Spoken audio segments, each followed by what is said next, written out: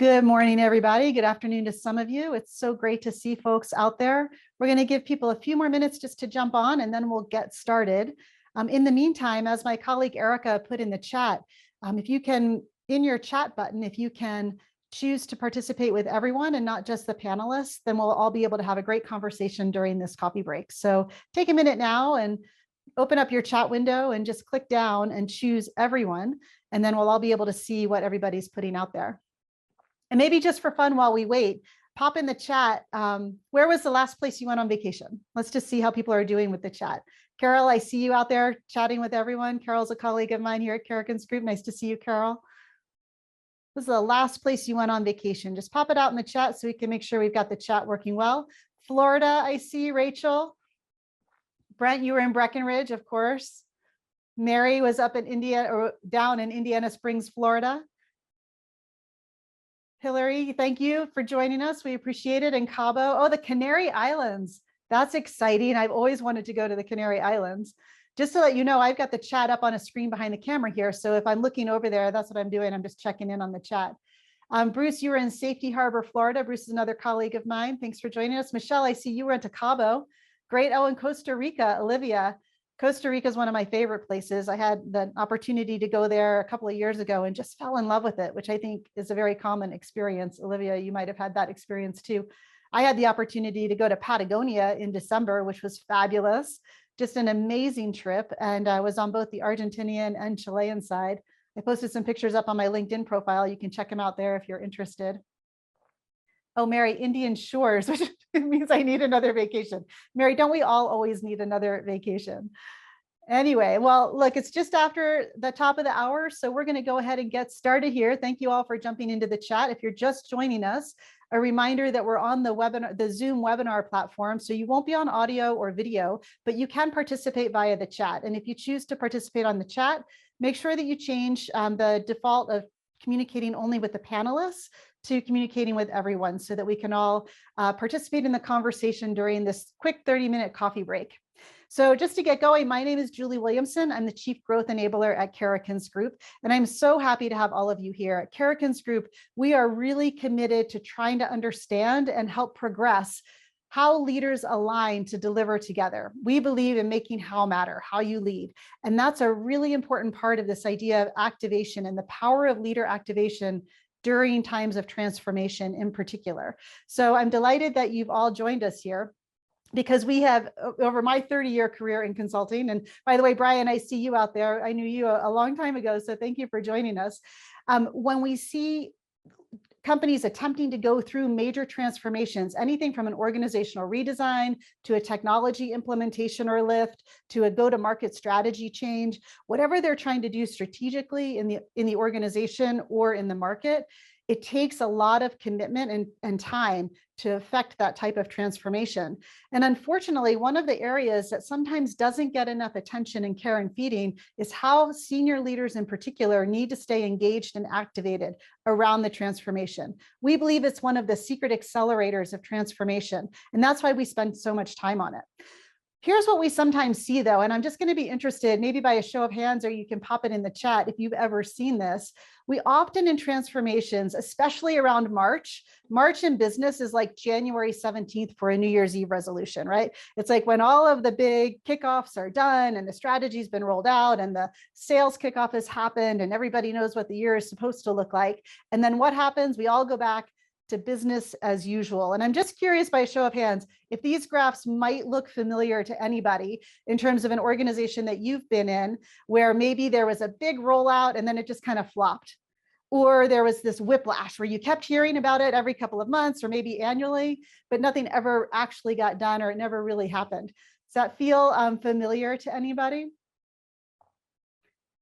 Looking for a couple of hands up. I see some hands up. Yeah, I mean, I've been there. So, and by the way, as a leader in many organizations, I feel like I've actually done this sometimes to people as well. So I hold myself accountable to that.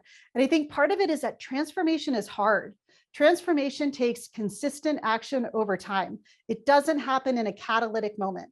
It's not something where you can just throw all your resources at the kickoff and then you can go back to business as usual. Leaders have to consistently work to make different decisions, exhibit different behaviors, and to lead differently, while the boots on the ground are learning new things. They might be learning the new technology or learning new ways of selling or learning about different kinds of solutions that they're supposed to incorporate. So it's a real action that has to happen from a leadership perspective. But here's the thing, leaders have hard jobs, and small, consistent actions over time is not necessarily in their wheelhouse. And for all of us who are leaders on this call, that might sound familiar, right? Like, yeah, we're supposed to do this big transformation. It totally makes sense. I get it, but I got a really hard job that takes a lot of time. And so I'm going to do everything that I'm supposed to do. I'll send out the communications when they want me to. I'll put the slides about the transformation in my decks, but I've got a job to do and I've got to get back to it. And that's what causes this flop or whiplash effect. I'm curious for some of the folks that are out there, if there are any examples that you could share in a few words of where maybe you've seen a flop or you've seen that kind of whiplash effect. Anything that just comes to mind off the top of your head that you can share in a few words. I'll give you one from my background. Many years ago, I was working with a financial services company that was trying to do a technology implementation. And they did all the rollout, they did all the change management. And then you talk to the people in the organization and they're like, oh yeah, that project Gemini, it just went away. It just disappeared. It totally flopped. Millions of dollars spent, lots of consultants brought in, but it never actually went live because they kind of lost that leadership energy and activation around it. Just curious if anyone has one that they would share. An initiative launch. Yeah, I mean, Shannon, you see, big initiatives get launched out all the time and then they just kind of disappear. Bruce talks about, yeah, commitment to employee engagement, focus on the customer experience, Michelle. Yeah, I can't tell you how many sales kickoffs I've been to where they're like, this is the year we're going to put the customer first. This is the year we're going to do things differently for the customer. And then it kind of goes away. That narrative all goes away when it comes down to the monthly results.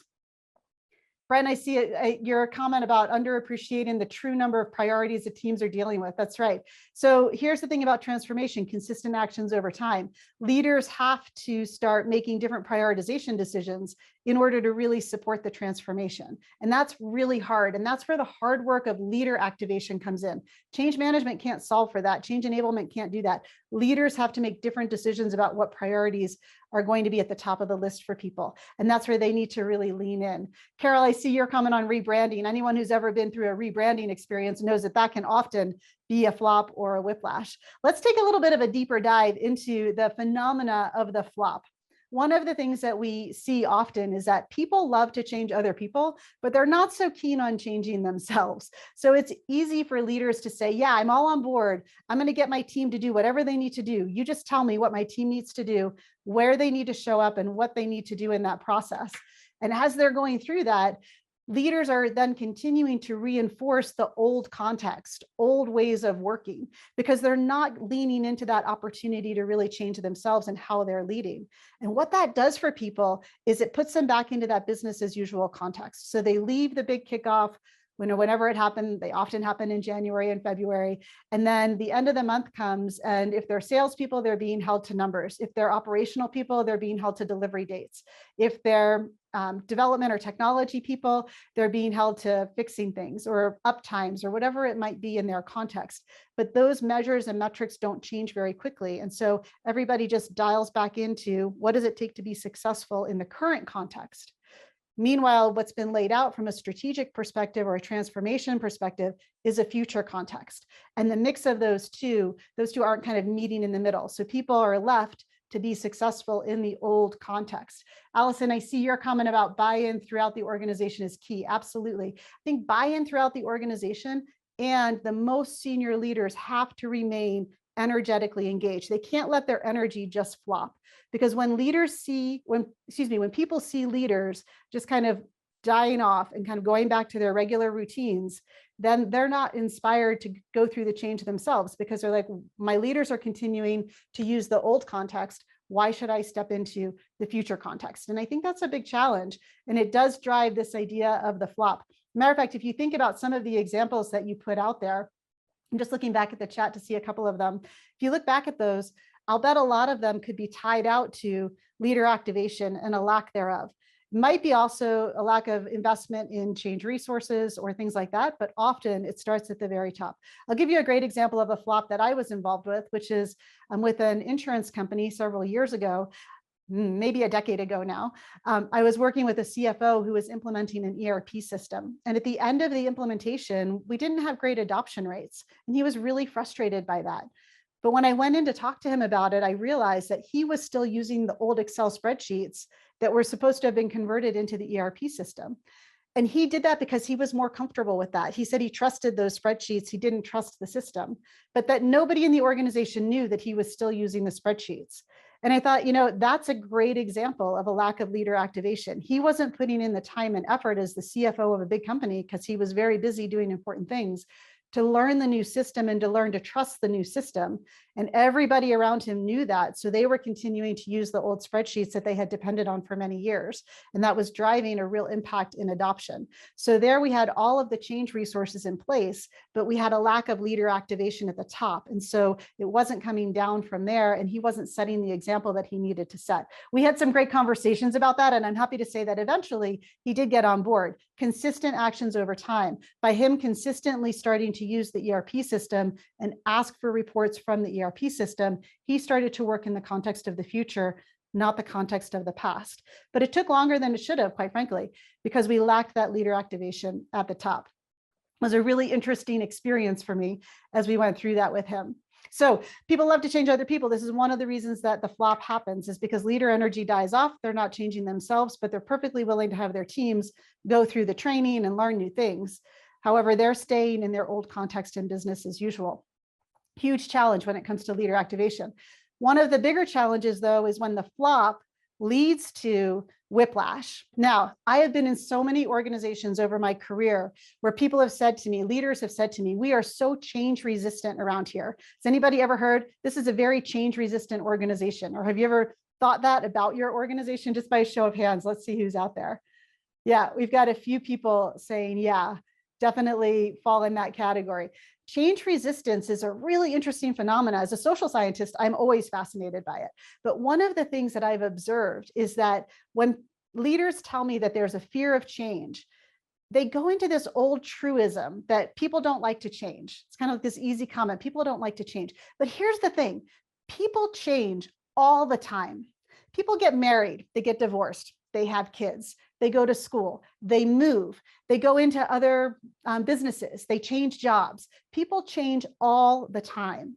We are all capable of change, and we're actually all quite willing to change when it makes sense to us and when we can see that future context and it makes sense that we can be successful there. We're also willing to take risks. So this kind of drumbeat that people just don't like change, it's actually not supported by a ton of data. When you start to look at people and how they behave in everyday life, we change all the time. We're all perfectly capable of it. But when it comes to transformation, when it comes to changing your career, your job, your business, and you don't see leaders at the top changing at all, you start to become very resistant because you start to fear that change. If you've gotten on board and you've said, yeah, I'm going to do that, I'm going to jump in, I'm going to go to the training, I'm going to learn how to do things differently, and then you go to meet with the leader in your organization and they're holding you to the old context, they're asking you about your sales numbers or your uptimes if you're in operations, or your delivery dates if you're a project manager, and they're still talking in that old context, then suddenly you're not succeeding anymore, and you can't trust that by moving into the future context, you're doing the right thing. And so what that does over time, when people experience those flops again and again, is they start to fear change. They start to fear moving forward because they know the organization might not be moving with them. And when that happens, you're in a real you have a real problem, because people will start to tune out all of those catalytic events. All of that money and time and energy that you put into the big kickoffs becomes not particularly effective, because people are saying, well, I heard that before and nothing happened, or I heard that before and I got on board and then the rug got pulled out from under me. I've talked with hundreds of people in all sorts of organizations about why they might be resistant to change. And the most consistent story that I hear is, I got on board last time and it didn't pay off. I put in a ton of time and energy, invested my own resources, but then the organization just stopped. It didn't go forward with the effort. And so then I wasted all of that time when I could have been doing things in the old context and being wildly successful. It's a huge challenge.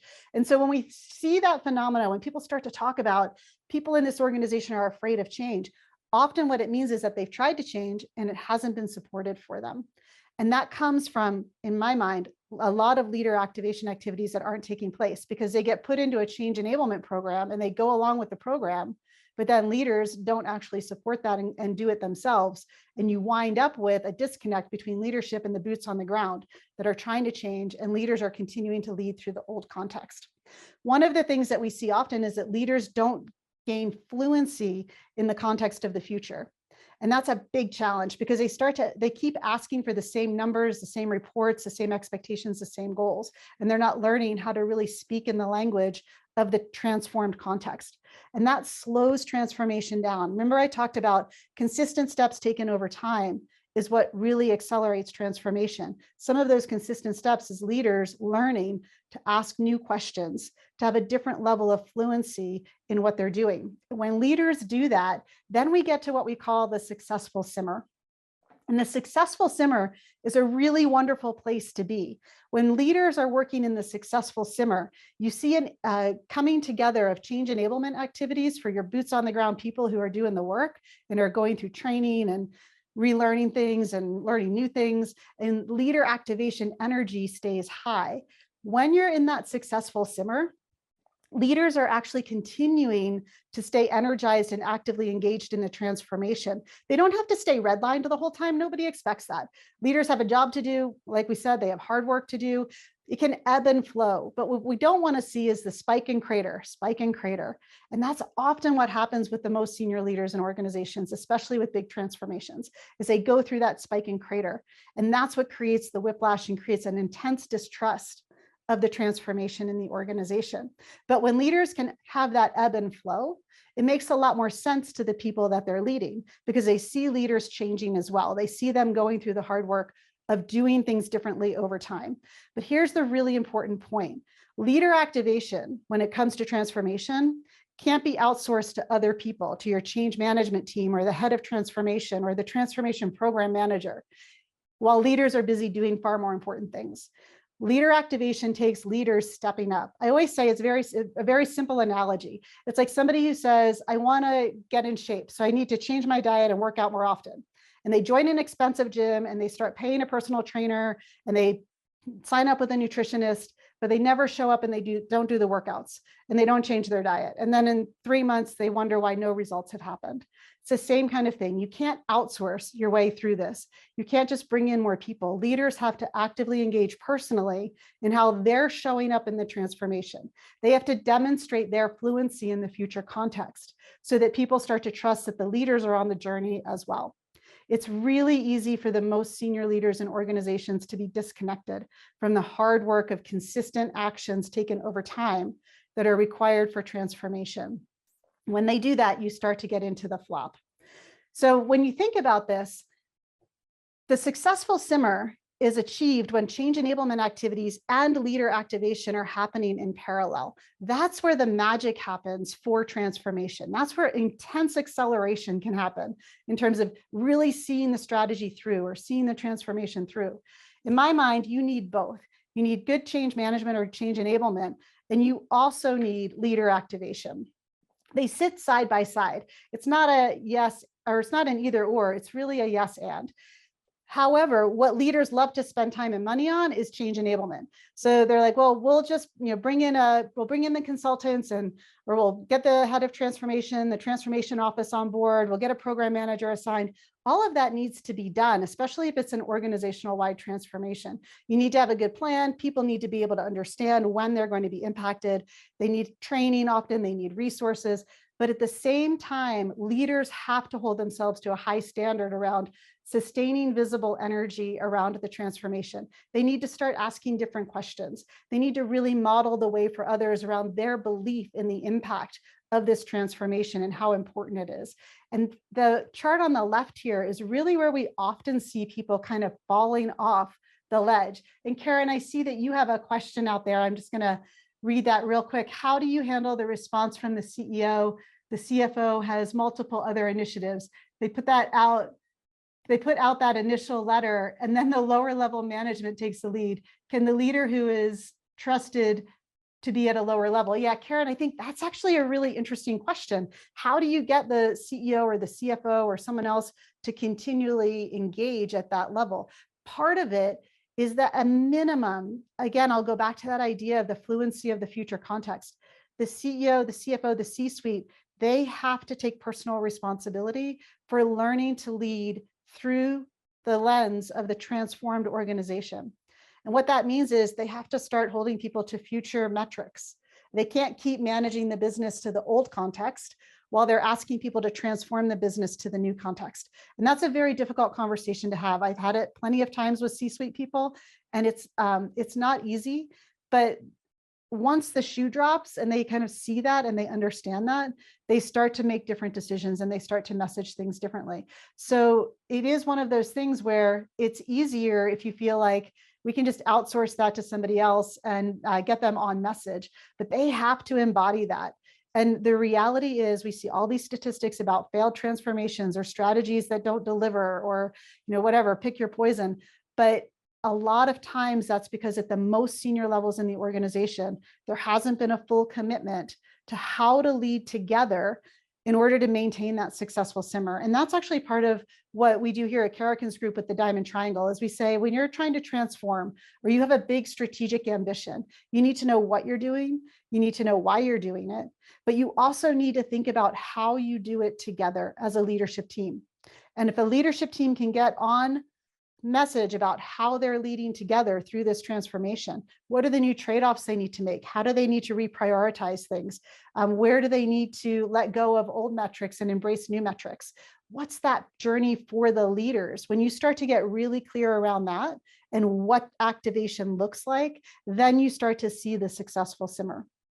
Unfortunately, what happens is companies spend a whole lot of time and money on what they're doing and why they're doing it, but they don't really lean into how leaders need to lead together in order to maintain that successful simmer over time, consistent action over time at the C-suite level and at that next level of executive leadership. So we would really encourage you, if you are in a situation where you need to influence up, to ask leaders to be thinking about how can they make visible where they are changing themselves. How do they show up to the gym and do the work themselves? Because you can't do the work for them. They have to energetically engage in the transformation. Otherwise, it will stall out. And we've seen it time and again. There's plenty of cases that show this, especially with things like go to market. You're trying to change a sales organization and you're still holding them to old metrics around velocity of sales or price point of sales or how their customers are managed internally in the systems. Or operational changes. This is the year we're going to get operations hardened. We're going to transform our operations into a stable platform, but we're still going to hold you to the same uptime, the same service response times while you're going through that. People can't live in the old context and in the new context successfully at the same time. And I think that's where we really see this being a huge challenge for people. So I'm just curious, as you think about how to lead together through this kind of any kind of big transformation and maintaining the successful simmer. If anybody has seen leaders or a leadership team who's done it really well, if there's any tips or tricks that come to mind for you where you've seen somebody just really lean in and say, yeah, this is how I'm going to stay actively engaged. Someone who really modeled the way during a transformation. Does anybody have any examples of that? I'm just curious because it's easy to come up with the flop and the whiplash examples. But when you think about someone who's really modeled the way well at a senior leadership level, does anybody come to mind? Any examples come to mind that people can share with just a few words? Let me give you just a minute to think about it. And I'll check out the chat over here. Thank you, Erica, for posting that up in the chat. Yeah, Bruce, I see you talking about the CEO committing to the work and the small number of behaviors that they need to model. I think that's exactly right, Bruce. Oftentimes we think this has to be big, but sometimes it can be really small, consistent behaviors over time. And I think that's something for all of you on the call. If you're in a position of needing to influence others upwards, or if you're in a leadership position and you're wondering, how do I do this better? Think about small, consistent actions. What are new questions you can be asking? What are different ways that you can frame goals? How can you help people to move into the future context by showing your own commitment to and confidence with the future context?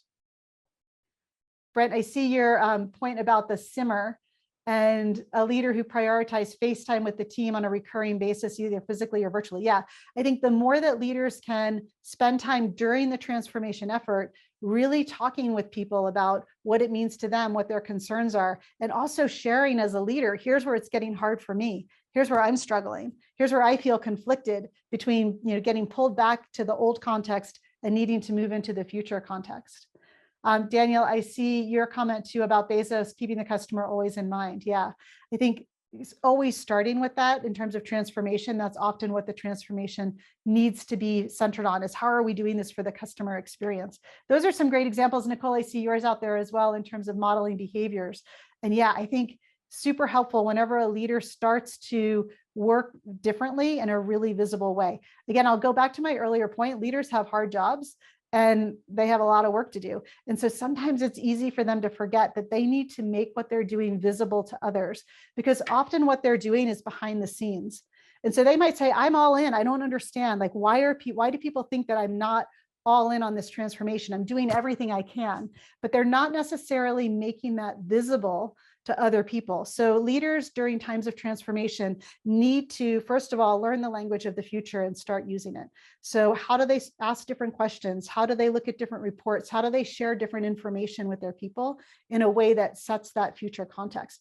They also need to think about, how do they activate themselves? What am I doing to make it visible to other people? These are the different decisions that I'm making. These are the different trade-offs that I'm making. And I'm doing this because I'm leading through the transformation, through the lens of the transformation, or the lens of the strategy, rather than in the old context.